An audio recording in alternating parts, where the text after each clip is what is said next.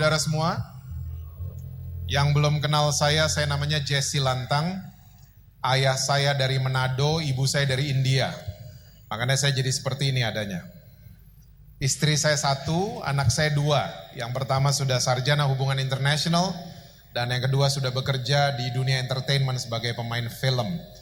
Dan saya pun masih bekerja, saudara.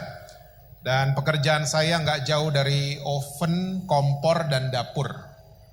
Dan lewat pekerjaan saya, Tuhan mengirim banyak orang untuk saya bisa layani mereka. Dan kebanyakan yang dikirim sama Tuhan adalah orang yang aneh-aneh dalam tanda kutip.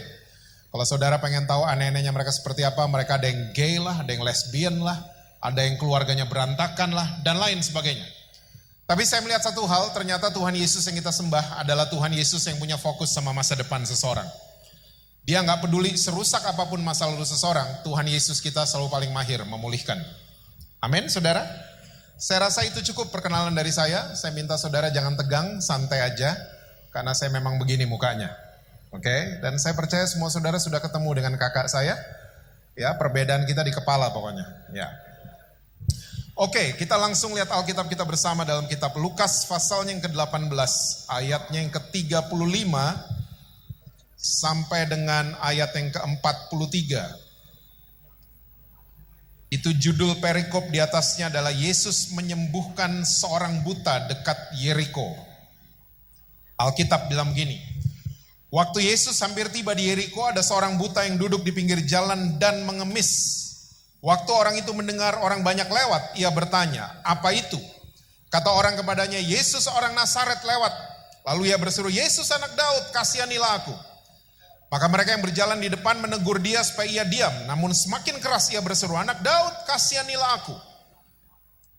Lalu Yesus berhenti dan menyuruh membawa orang itu kepadanya. Dan ketika ia telah berada di dekatnya, Yesus bertanya kepadanya, apa yang kau kehendaki supaya aku perbuat bagimu? Jawab orang itu, Tuhan, supaya aku dapat melihat. Lalu kata Yesus kepadanya, melihatlah engkau, imanmu telah menyelamatkan engkau. Dan seketika itu juga melihatlah ia lalu mengikuti dia sambil memuliakan Allah. Seluruh rakyat melihat hal itu dan memuji-muji Allah. Saya percaya semua saudara sudah tahu cerita ini. Ini adalah salah satu cerita yang cukup terkenal di Alkitab saudara dan saya. Tentang Yesus menyembuhkan seorang buta di dekat kota Yeriko. Kalau saudara mau tahu detailnya, ini sebenarnya terjadi di pinggiran kota Yeriko. Dan Injil Markus pasal yang ke-10 juga mencatat cerita ini. Dan di Injil Markus, pengemis ini punya nama ternyata, ditulis sama Markus. Namanya Bartimeus. Oke, dia buta dan dia punya profesi sebagai pengemis. Nah, yang gak ditulis sama Lukas dan Markus adalah, dia ini terkena kusta. Karena banyak sekali bukti dan literatur yang mencatat bahwa orang-orang atau penduduk yang terkena penyakit kusta, dia itu harus disingkirkan. Dan harus tinggal di pinggiran kota. Nah, pinggiran kota Jakarta hari ini kan BSD gitu-gitu ya. Bintaro, Alam Sutra. Nah, pinggiran kota zaman dulu itu cuman tembok, bukan perumahan. Oke, cuman tembok. Dan waktu dia udah disingkirkan ke pinggir kota, dia nggak tinggal di rumah, tinggalnya di pinggir jalan. Dan langsung dia punya dress code. Dress code-nya namanya adalah jubah. Ya. Untuk apa jubah? Untuk nutupin semua lepra. Semua kustanya supaya tidak nular ke orang lain. Makanya jelas banget ini orang pasti terkena kusta. Tapi nggak dicatat sekali lagi. Nah, ini cerita cukup menarik, cukup terkenal ya. Jadi waktu Yesus lewat dia mulai bertanya dan dia mulai berseru, Yesus anak Daud kasihanilah aku. Oke, sampai akhirnya Yesus berhenti. Yesus suruh murid-muridnya panggil dia. Dan waktu Bartimeus sudah di depannya Yesus, Yesus bertanya pertanyaan yang mahal. Apa yang kamu kehendaki aku perbuat bagi kamu? Wih, ini pertanyaan mahal loh. Saudara kalau bangun pagi tiba-tiba Yesus nanya gitu di kamar saudara, kira-kira gimana saudara? Apa yang kamu kehendaki aku perbuat bagi kamu? Terus kita baru bangun, ada Yesus Tuhan. Saya pengen dong Indomie 2 pakai telur. Kayaknya kurang penting jawab kayak gitu ya. Karena ini pertanyaan mahal. Dan waktu Yesus bertanya pertanyaan mahal buat Bartimeus, dia jawabnya mahal juga. Dia pengemis, dia buta, dia kusta, dia gak punya rumah, ya, dia sakit. Seharusnya dia bisa menjawab, Tuhan saya mau ontak dong 10 atas nama saya mau dong rumah. Dia bisa aja ngomong kayak gitu. Tapi dia menjawab dengan jawaban yang mahal. Tuhan, aku mau melihat. Dia percaya kalau dia bisa melihat, dia bisa bikin yang lain semua dia bisa buat. Oke? Nah, cerita ini sekali lagi sangat luar biasa. Tapi pagi hari ini saya ingin membahas dari angle yang berbeda buat JCC di Cijantung. Ya, coba lihat sekali lagi ayat yang ke-36. Lukas 18 ayatnya yang ke-36. Waktu orang itu mendengar orang banyak lewat, ia bertanya, apa itu? Tanpa kita sadari sebagai orang-orang Kristen yang sudah cukup lama, tanpa kita sadari, pendekatan kita sama Tuhan Yesus adalah pendekatan yang namanya apa itu. Dan pertanyaan apa itu selalu menjurus kepada pemberian. Betul apa betul? Kata apa selalu menjurus kepada barang. Apa itu? Tanpa kita sadari, kita sudah cukup lama jadi orang Kristen yang mentalitas kita adalah mentalitas pengemis. Kita deketin Tuhan Yesus, kita datang kebaktian, kita komit untuk pelayanan, ya, kita rajin memberi, cuman karena ada apanya. Pernah dengar? Di JCC nggak ada soalnya. Nama gereja saudara luar biasa soalnya, Jesus Center. Bukan His Gift Center kan? Bukan, tapi Jesus Center. Bukan pemberiannya. Tapi seringkali kita nih orang Kristen, kita nggak sadar. Hubungan kita sama Tuhan adalah hubungan perdagangan. Saudara mesti tahu, Yesus sekali-kalinya marah, dan marahnya main fisik loh. Itu sama pedagang. Masih ingat cerita itu? Di Yohanes 2, dia marah sama pedagang. Yesus nggak marah sama Petrus loh. Petrus padahal nyangkal dia. Yesus nggak marah sama Yudas. Ya, dikejar-kejar pakai cambuk itu Yudas. Enggak. Apalagi siapa yang paling nyebelin? Ahli Taurat sama orang Farisi. Mereka kalau memberikan pertanyaan, mereka selalu sifatnya ingin menjatuhkan Yesus. Yesus gak marah sama ahli Taurat dan orang Farisi. Yesus marah sama pedagang. Bahkan di kitab Yohanes 2 ayat 15, yang bikin cambuknya Yesus sendiri. Yesus gak suruh Petrus bikinin cambuk. Yesus gak suruh Yohanes jungkir balikin tuh meja-meja. Tapi dia bikin semua sendiri. Dia bikin cambuknya sendiri, dia jungkir balikin, main fisik marahnya. Dia marah sama pedagang. Dan saudara tolong ingat baik-baik, peristiwa ini terjadi di halamannya bait Allah. Ternyata kemarahan Yesus ini mengandung arti yang dalam. Yesus mau kirim pesan untuk generasi sampai hari ini dan generasi mendatang. Bahwa pedagang di mana-mana punya dua mentalitas. Mentalitas pedagang yang pertama adalah untung buat saya mana? Betul apa betul? Nggak ada pedagang yang cari rugi. Ya, proyek rugi, oh saya ikut deh. Nggak ada pedagang kayak gitu. Semua pedagang selalu cari untung. Sekali lagi, di dalam dunia perdagangan it's okay. Tapi kalau perdagangan dibawa ke hubungan kita dengan Tuhan, ini yang bahaya. Kalau nguntungin saya mau datang. Kalau ada apanya, saya mau datang. Ya, kalau nguntungin saya akan memberi lebih banyak. Kalau nguntungin saya akan komitmen. Saya punya istilah cuan-mitmen.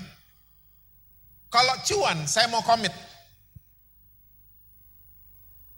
Dan Yesus marah loh sama mentalitas kayak beginian.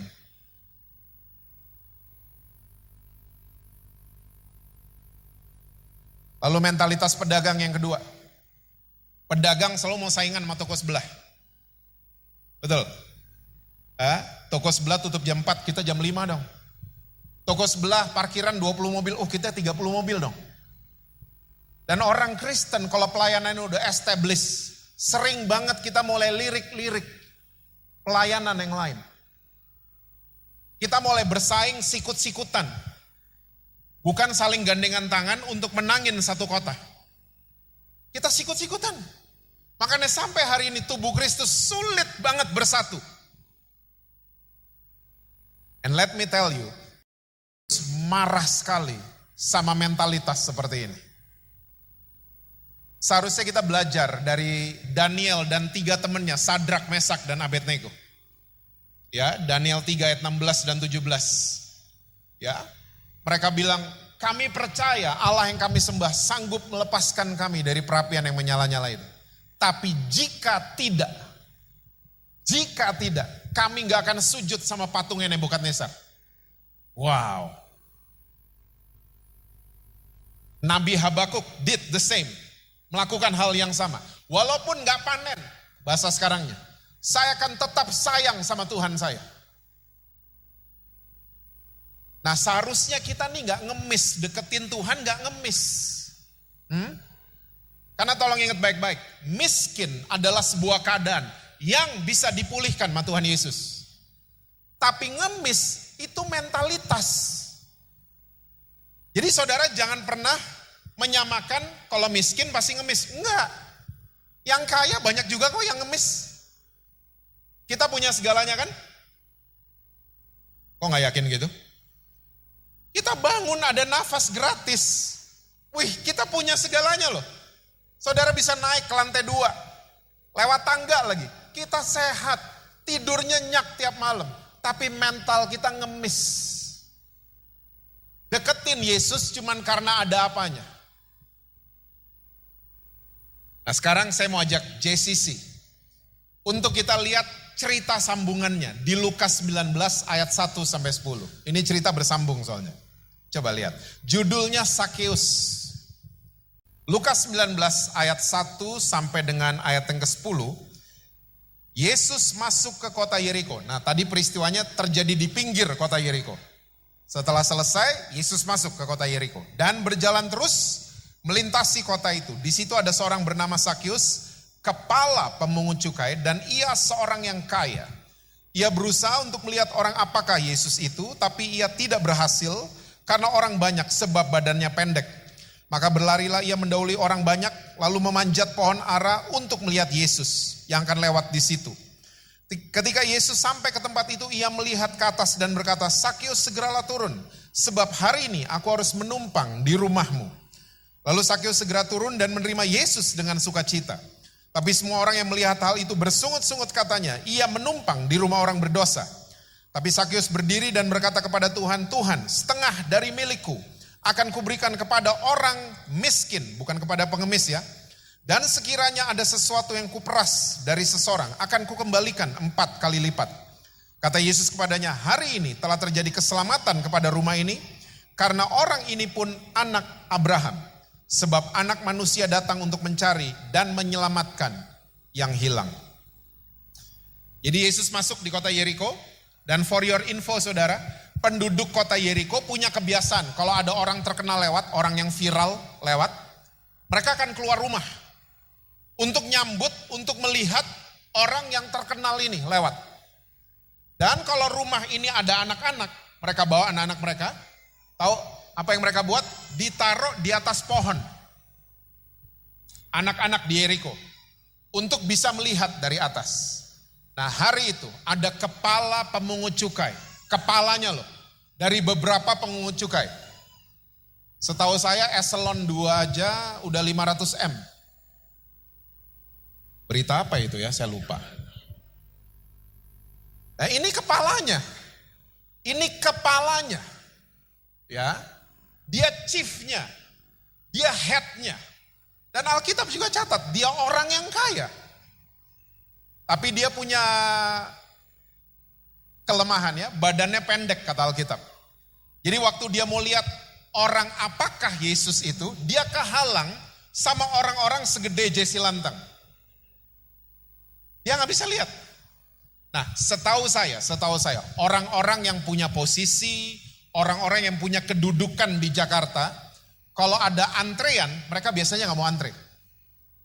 Mereka biasanya suruh asisten mereka, lo antrein duluan, nanti kalau udah deket panggil telepon saya. Ya, apa aja, 21, Blackpink, mereka gak mau antre. Mereka suruh asisten. Nah, Sakeus waktu dia nggak bisa lihat Yesus, dia nggak pulang, dia nggak manggil asistennya, tapi dia naik ke atas pohon ara. Sakeus mulai menyamakan dirinya dengan anak-anak hari itu. Wow. Dan coba lihat lagi ayat yang ketiga. Coba lihat lagi. Saya bacain buat saudara ya. Ia berusaha untuk melihat orang apakah Yesus itu. Kalau saudara lihat Alkitab bahasa Inggris, who he was. Present tense-nya who he is. Pengemis tadi deketin Yesus dengan pertanyaan apa itu? Sakeus deketin Yesus dengan pertanyaan siapa itu? Tetapi ia tidak berhasil karena orang banyak sebab badannya pendek.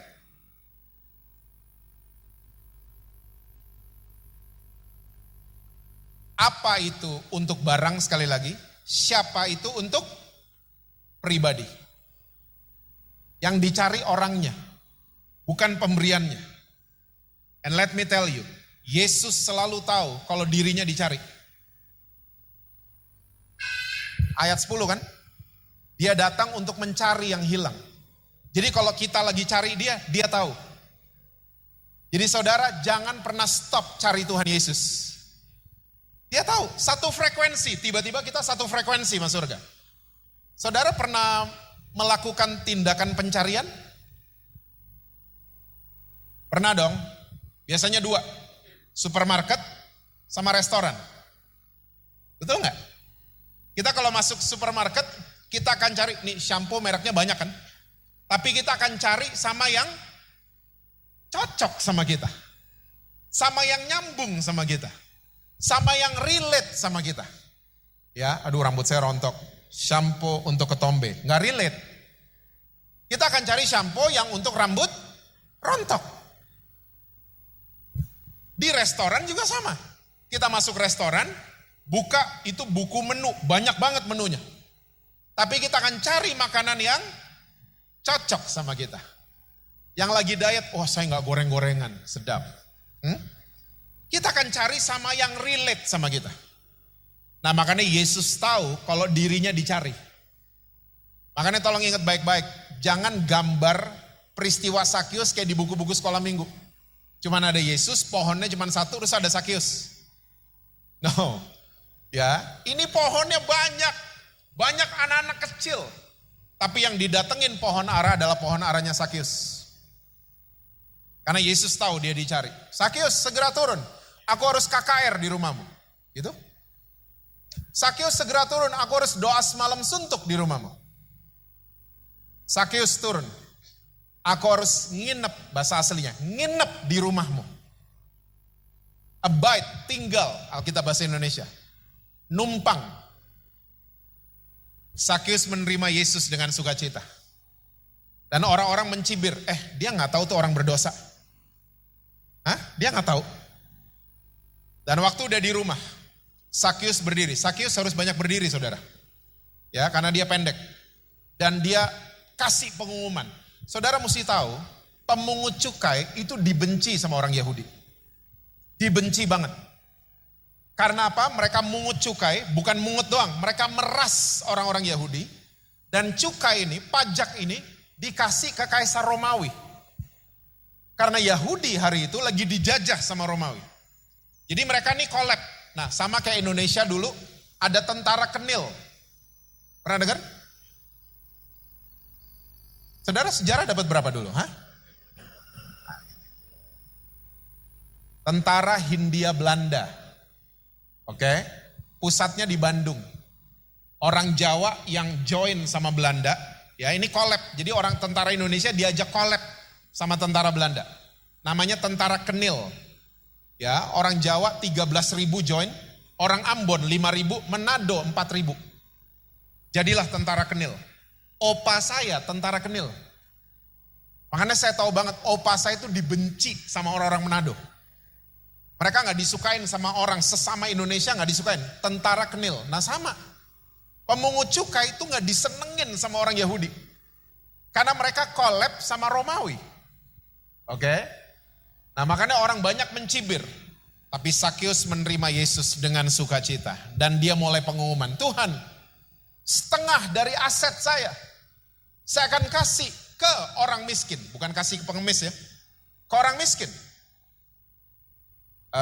Kalau gue jadi bininya, mungkin gue akan ngomong gini, udah stop dong. Udah setengah loh kita kasih. Ternyata masih lanjut kalimatnya. Dan kalau saya pernah peras seseorang, saya akan kembalikan.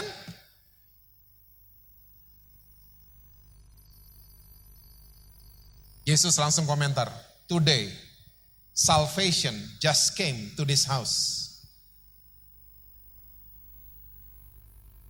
Saya percaya saya sedang memandang muka-muka pribadi-pribadi yang selalu mencari siapa itu Yesus. Karena sesuai dengan nama gereja saudara, Jesus Center. Jangan kejebak, cuman cari pemberiannya saja. 3 hal, 14 menit, I'll do my best. 3 hal buat saudara-saudara. Pelajaran dari Sakeus. Yang pertama, Sakeus stop mencari keuntungan jasmani.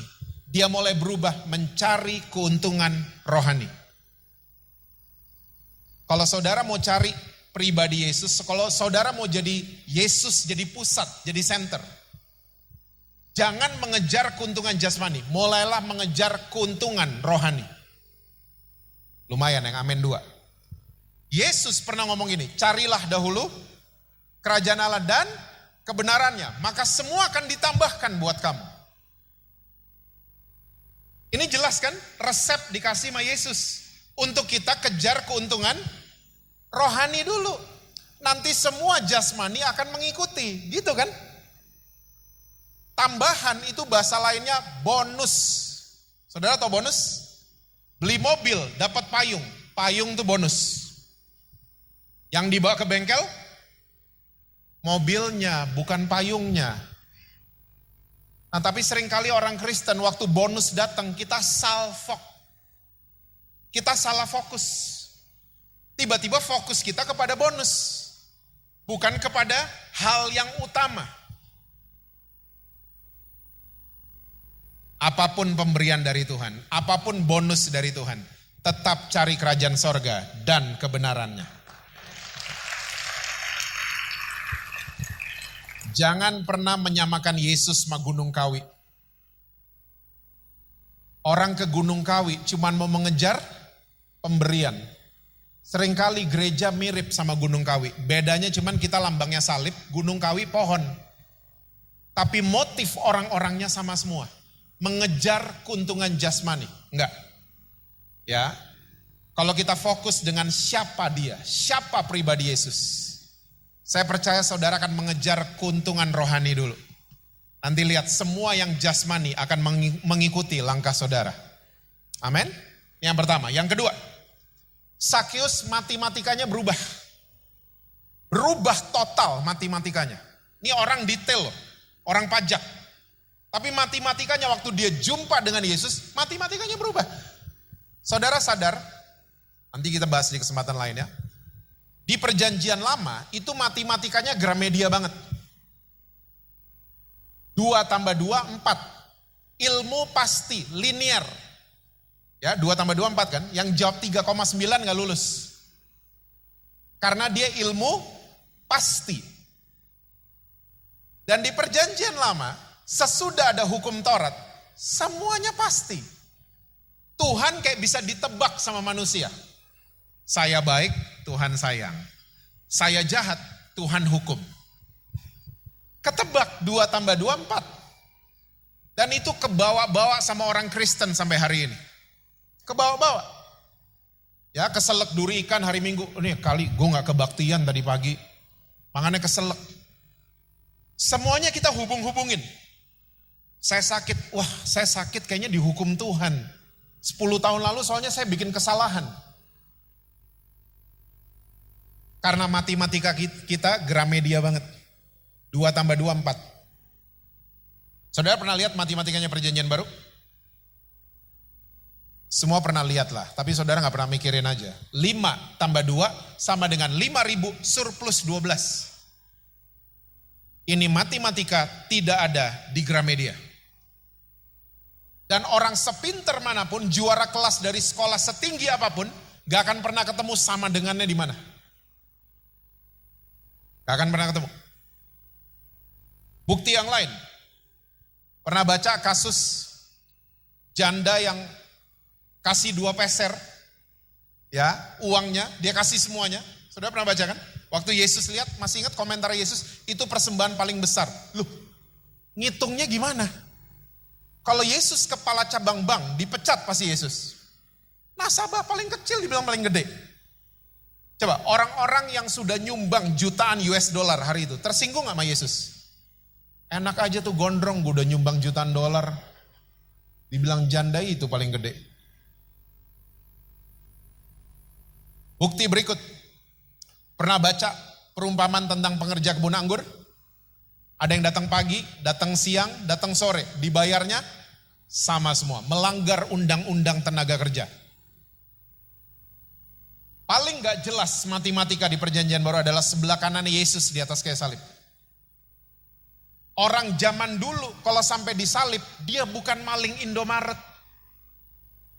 Dia penjahat kelas kakap. Sampai disalib. Jahat loh nih, jahat banget nih orang. Tapi waktu dia udah mau mati, dia cuma ngomong 1 kalimat sama sebelahnya. Ingat saya dong, cuman gitu dong. Mending mau nyogok apa gitu, hah? Kayak film-filmnya Pablo Escobar. Dia cuma bilang, ingat saya dong. Habis dia ngomong gitu, dia bersama-sama Yesus di Taman Firdaus. Karena rumus matematika perjanjian baru. Rumusnya begini, apa yang gak pernah didengar, gak pernah timbul dalam hati. Itu disiapkan Tuhan bagi orang-orang yang mengasihi dia. Jadi tugas saudara dan saya hari ini adalah sayang sama Tuhan. Bukan sayang sama pemberiannya. Sayang sama Tuhan. Kalau kita sayang sama Tuhan, makin menjauh dari selingkuhan kan? Makin jauh dari dosa. Kita semakin dekat sama Tuhan. Karena kita tahu pribadinya dia seperti apa. Dia bukan Allah yang jahat sama saudara. Dia Allah yang mengasihi saudara. Sampai dia mau mati buat saudara. Rubah matematika kita. Tugas kita sayang sama Tuhan. Nanti lihat apa yang saudara gak pernah lihat. Gak pernah timbul dalam hati saudara. Justru Tuhan akan kasih buat kehidupan saudara. Yang ketiga. Waktu Sakyus kasih setengah asetnya dan kembalikan 4 kali lipat. Saya percaya Sakyus paradigmanya berubah. When I have Jesus, I have everything. Orang yang ngemis sama Tuhan Yesus gak bisa ngomong gini.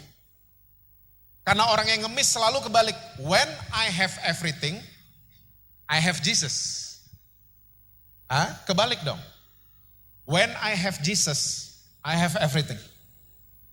Dia gak peduli, kasih setengah asetnya, kembalikan 4, gak peduli. Sakyus bersedia dengan apa yang namanya proses.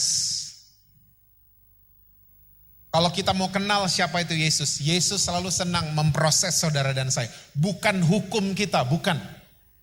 Memproses. Jadi kalau ada proses datang, mesti disambut. Susah nih aminnya. Dua doang amin, oke. Kalau proses datang, mesti disambut.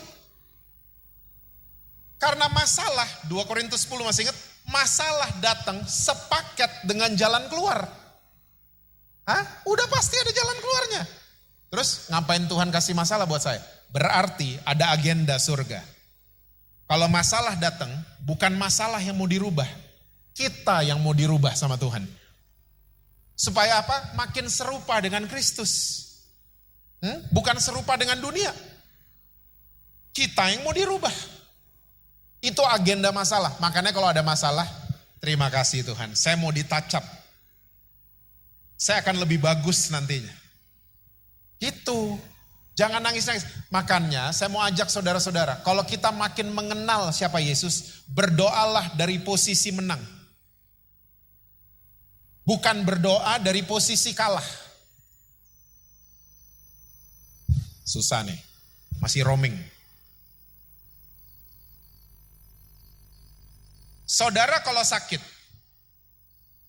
saudara harus punya kepercayaan bahwa sakit bukan dari Tuhan Yesus. Si roaming. Sakit itu dari iblis. Yesus menyelesaikan penyakit saudara dan saya di atas kayu salib. Selesai penyakit kita.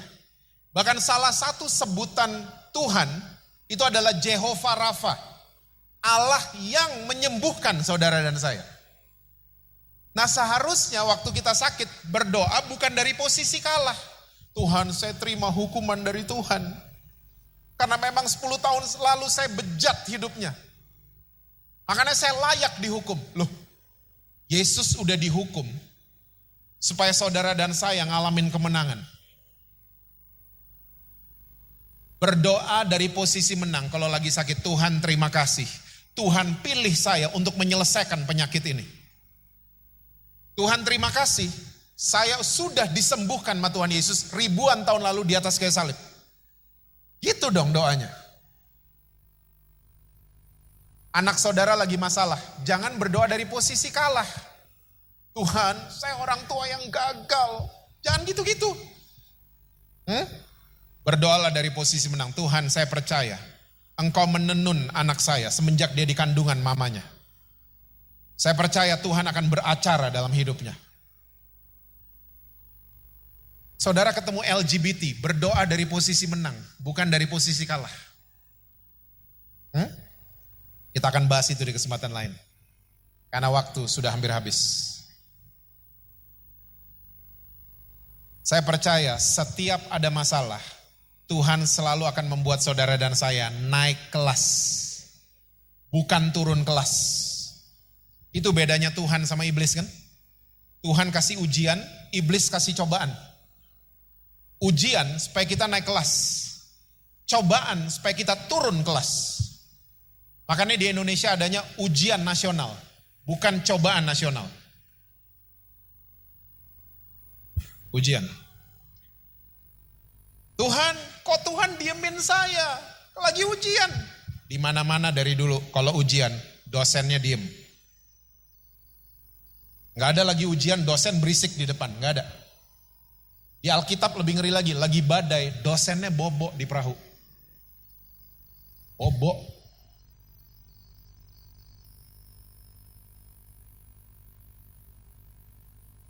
Kenali Yesus kita. Siapa pribadi itu? Saya percaya keselamatan akan datang dalam kehidupan saudara.